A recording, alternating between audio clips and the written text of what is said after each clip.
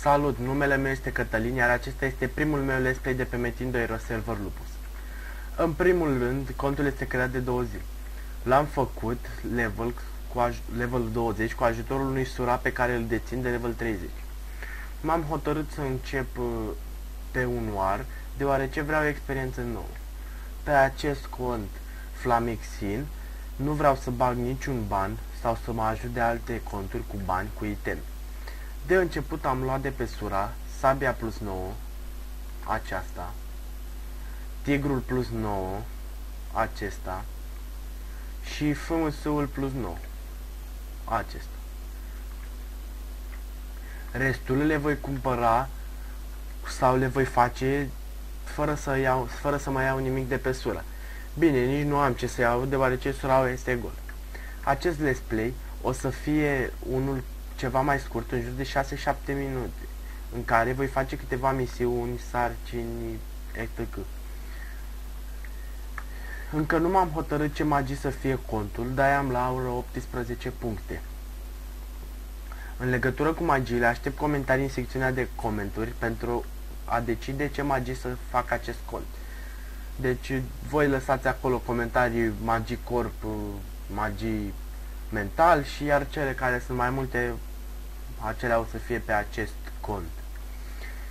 Cel care m-a determinat să mă apuc de aceste let's play-uri a fost Al Capone SR, căruia îi mulțumesc. El m-a fascinat deoarece am văzut cum își prezintă el contul în videoclipuri și în vorbe. Deci tipul face o treabă excepțională după părerea mea și chiar vă rog, dacă vreți, să vă abonați la el. Am văzut pe internet multe războaie, ca să zic așa, între cel care este cel mai bun jucător, Luigi, Sphinx sau Blaze. Părerea mea este că Luigi și Sphinx sunt peste Blaze, dar nici Blaze nu se lasă foarte jos. Dar asta este părerea mea, Luigi cam la egalitate cu Sphinx, poate Sphinx un pic mai bun, mai experimentat, să zic. Deci contul a fost creat cu ajutorul unei sura. Numele Flamixin, poate vă întrebați de la ce vine. Ei bine, numele Flamixin vine de la niște pastile pe care le ia bunicul meu, iar eu le încurc mereu când mi le cere să îi le dau. Așa că mi-am pus numele Flamixin pentru a învăța numele pastilelor bunicului meu, ca să nu le mai încurc.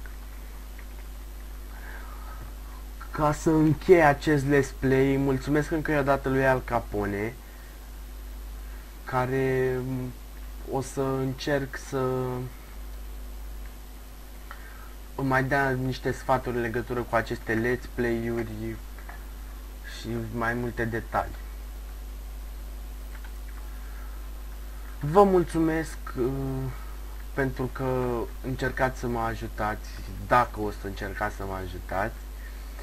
Dacă vreți să urmăriți evoluția acestui cont, dați canalul și la prietenii voștri pentru a urmări în detaliu creșterea și evoluția lui Flamixin.